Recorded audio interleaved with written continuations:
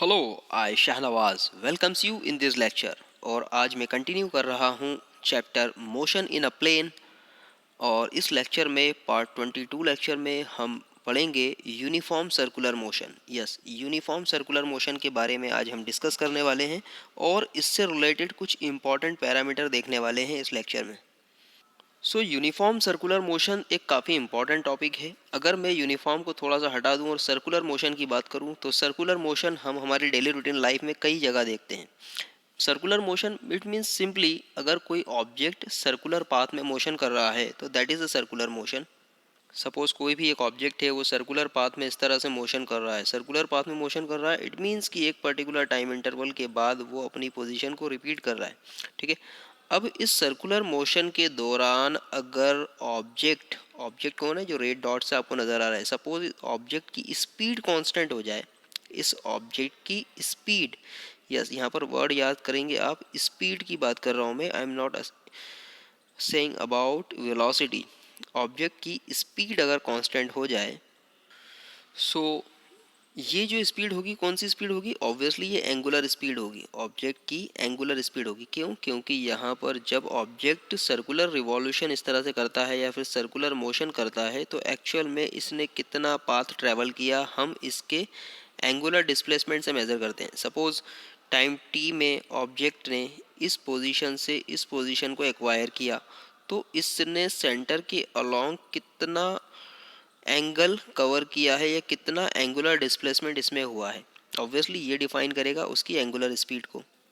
तो इसी तरह से अगर हम इक्वल इंटरवल कंसिडर करें, टाइम टी सपोज दूसरा इंटरवल हमने लिया टाइम टी, अगेन कोई तीसरा इंटरवल लिया हमने टाइम टी, और इन तीनों इंटरवल में इसका जो एंगुलर डिस्प्लेसमेंट थीटा है वो बिल्कुल क्या है, कांस्टेंट है, सेम है। इट मीन्स अगर मैं इसे थीटा वन, इसे थीटा टू और इसे थीटा थ्री कह दूं और मैं कहूँ कि टाइम टी में theta one is equals to theta two is equals to theta three, it means कि for the fixed time interval उसका जो एंगुलर डिस्प्लेसमेंट है वो भी क्या है, पूरी तरह से कांस्टेंट है। तो इस केस में हम कहेंगे कि ये जो ऑब्जेक्ट है ये यूनिफॉर्म स्पीड से मोशन कर रहा है, यूनिफॉर्म स्पीड से मोशन कर रहा है। और यूनिफॉर्म स्पीड से अगर ये सर्कुलर मोशन कर रहा है, यूनिफॉर्म स्पीड से अगर ये सर्कुलर मोशन कर रहा है तो इसकी जो स्पीड होगी वो कैसी हो जाएगी, एंगुलर स्पीड। यहाँ पर हम फिर बात करेंगे एंगुलर स्पीड की। सो अगर कोई ऑब्जेक्ट सर्कुलर मोशन कर रहा है और उसकी एंगुलर स्पीड क्या है, कांस्टेंट है, उसकी एंगुलर स्पीड कांस्टेंट है, तो डेफिनेटली हम क्या कहेंगे, this object is basically doing the uniform circular motion, ये ऑब्जेक्ट यूनिफॉर्म सर्कुलर मोशन कर रहा है।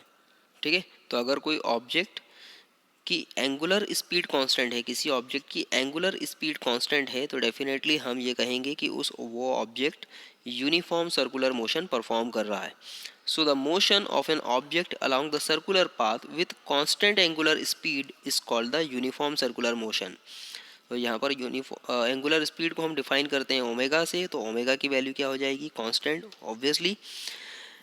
अगर हम एक्सेलरेशन की बात करें कि यूनिफॉर्म सर्कुलर मोशन में एंगुलर एक्सेलरेशन क्या होगा, तो हमें पता है बेसिकली एंगुलर एक्सेलरेशन होता है change in the velocity with change in the speed with respect to time.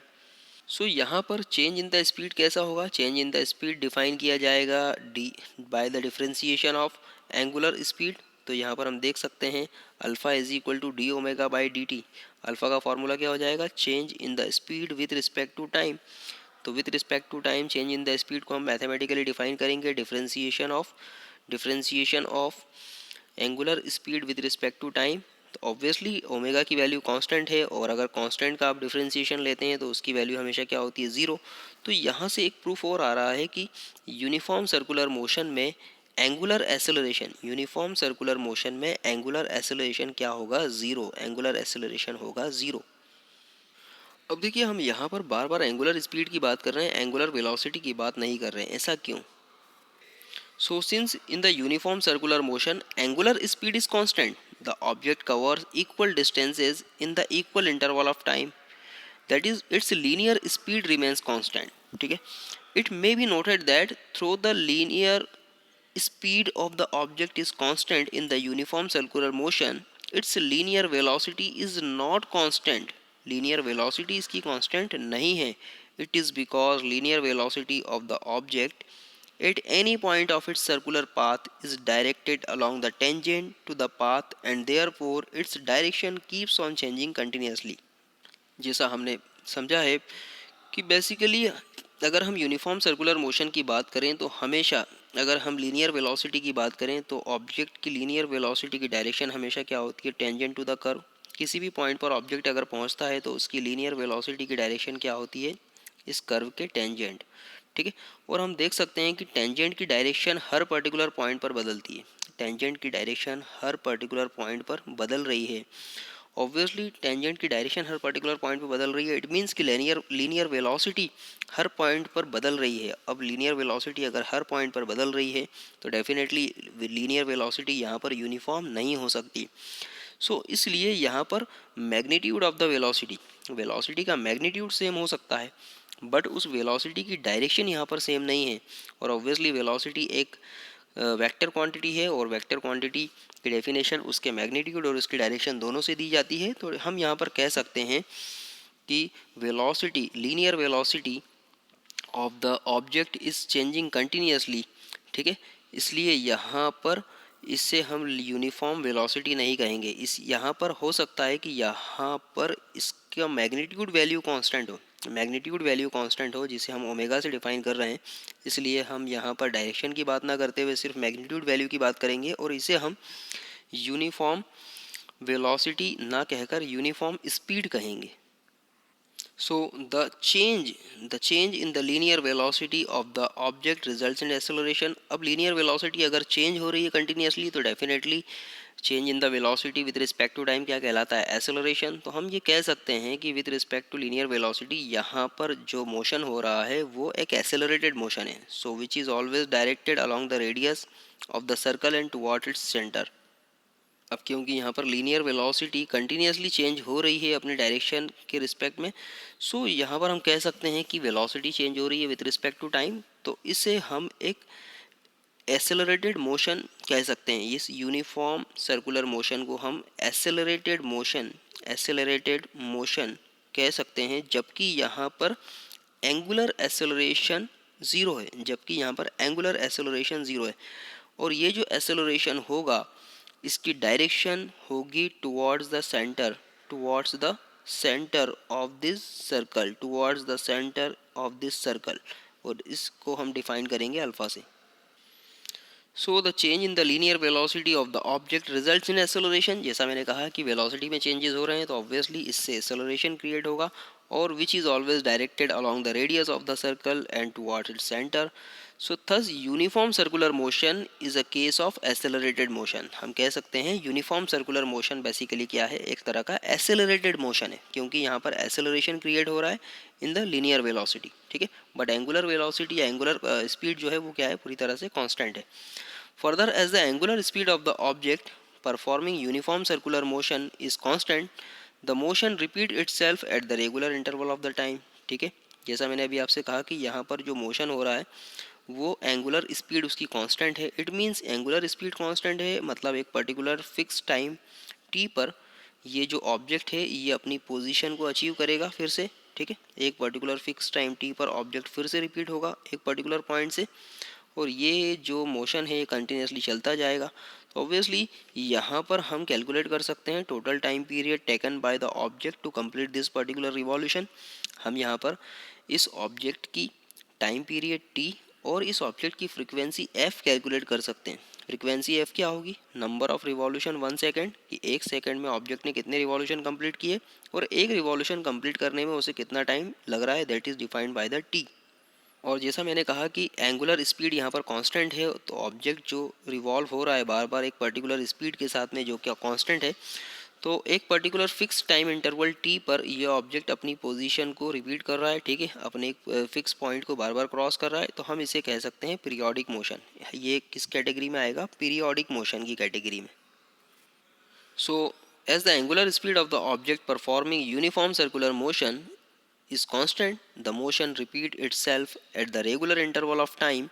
For this reason, uniform circular motion is called periodic motion।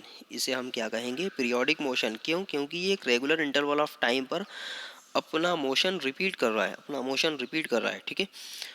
A periodic motion has a definite time period and A frequency, ठीक है, जिसे हम इस तरह से define कर सकते हैं। तो अगर टाइम पीरियड की बात करूं तो जैसा मैंने अभी आपसे कहा, the time period of an object in uniform circular motion is defined as the time taken to complete one revolution. एक रिवॉल्यूशन कंप्लीट करने में जितना टाइम लग रहा है उस ऑब्जेक्ट को, सर्कुलर मोशन में सर्कुलर पाथ पर ऑब्जेक्ट को एक रिवॉल्यूशन कंप्लीट करने में जितना टाइम लग रहा है, that is a time period. और वो टाइम पीरियड क्या होगा, वो डिफाइन होगा कैपिटल टी से। कैपिटल टी जैसा मैंने अभी आपसे कहा, और हमें पता है बेसिकली कि अगर ऑब्जेक्ट एक रिवॉल्यूशन कंप्लीट कर रहा है तो एक रिवॉल्यूशन कंप्लीट करने में उसने टोटल जो एंगुलर डिस्प्लेसमेंट किया है वो है 2 पाई, ठीक है। उसका जो टोटल एंगुलर उसका जो टोटल एंगुलर शिफ्ट है 2 पाई रेडियन, ठीक है। उसका टोटल एंगुलर शिफ्ट होगा बेसिकली 2 पाई रेडियन। सो 2 पाई रेडियन कवर करने में उसे टाइम टी लग रहा है, तो ऑब्वियसली ये डिवाइड कर दें अगर हम, ये बेसिकली टोटल शिफ्टिंग है उसमें, और डिवाइडेड बाय टाइम अगर हम कर दें तो एंगुलर स्पीड आ जाएगी उस पार्टिकल की या उस ऑब्जेक्ट की। सो ये हो जाएगा basically angular speed omega is equal to total angular shift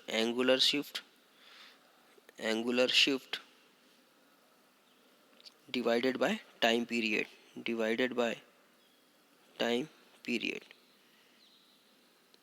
so इस तरह से basically omega is equal to 2 pi t एक फार्मूला हमारे पास आ गया एंगुलर स्पीड का।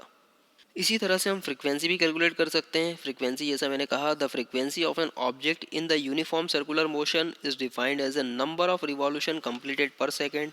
एक सेकेंड में ऑब्जेक्ट कितने नंबर ऑफ रिवॉल्यूशन कंप्लीट कर रहा है उस सर्कुलर पाथ पर, ठीक है। एक सेकेंड में कितने रिवॉल्यूशन कंप्लीट कर रहा है उसे हम कहेंगे उसकी फ्रीक्वेंसी। इस फ्रीक्वेंसी को हम डिफाइन करते हैं न्यू से। This is the nu nu, ठीक है। सो ये nu is basically the Greek letter जो फ्रीक्वेंसी को रिप्रेजेंट करने के लिए यूज़ होता है। तो यहाँ पर हम लिख सकते हैं न्यू इज इक्वल टू होता है 1/t। Basically frequency is just inverse of the time period T. और ये हम जानते हैं कि फ्रीक्वेंसी हमेशा क्या होती है, टाइम पीरियड का इन्वर्स होती है। तो अब यहाँ पर देखिए, हमने अभी थोड़ी देर पहले कैलकुलेट किया ओमेगा इज इक्वल्स टू 2 पाई/टी। यहाँ से अगर टी कैलकुलेट करना मैं चाहूँ तो कर सकता हूँ। टी इज इक्वल्स टू हो जाएगा 2 पाई/ओमेगा, ठीक है। तो यहाँ से टी इज इक्वल टू 2 पाई/ओमेगा हम पुटअप कर सकते हैं यहाँ पर इस इक्वेशन में। तो ये हो जाएगा 1/t, या अगर मैं इसे रखूँ तो 1/2 पाई/ओमेगा, ठीक है, क्योंकि टी की वैल्यू क्या होती है 2 पाई/ओमेगा अभी हमने कैलकुलेट की। यहाँ पर ओमेगा चला जाएगा न्यूमरेटर में, तो फाइनली ये हो जाएगा ओमेगा अपॉन 2 पाई, ठीक है। अब देखिए यहाँ पर न्यू इज इक्वल्स टू हो गया ओमेगा/2 पाई। सो न्यू की वैल्यू हो गई ओमेगा/2 पाई। इसे हम बेसिकली अगर थोड़ा सॉल्व करें तो ये हो जाएगा ओमेगा इज इक्वल्स टू, इसका क्रॉस मल्टीप्लिकेशन कर दीजिए तो ये हो जाएगा 2 पाई न्यू। सो फाइनली एक नया रिलेशन हमारे पास एंगुलर स्पीड का आ गया, omega is equals to 2 pi nu. यहाँ पर न्यू क्या है, न्यू इज़ अ फ्रिक्वेंसी, और फ्रिक्वेंसी को हमेशा किस में मेज़र किया जाएगा, हर्ट्ज़ में, ठीक है, हर्ट्ज़ में। और S it is the inverse of the time period, और टाइम पीरियड को हम सेकंड में मेज़र करते हैं, इसलिए हम इसकी एक और यूनिट देख सकते हैं, दैट इज़ सेकंड इन्वर्स, ठीक है। So this is basically the frequency of the object performing uniform circular motion. चलिए अब बात करते हैं कुछ इंपॉर्टेंट कैरेक्टरिस्टिक की यूनिफॉर्म सर्कुलर मोशन की। जैसा कि अभी तक हमने जो पढ़ा है उसका थोड़ा सा कंक्लूजन देखते हैं।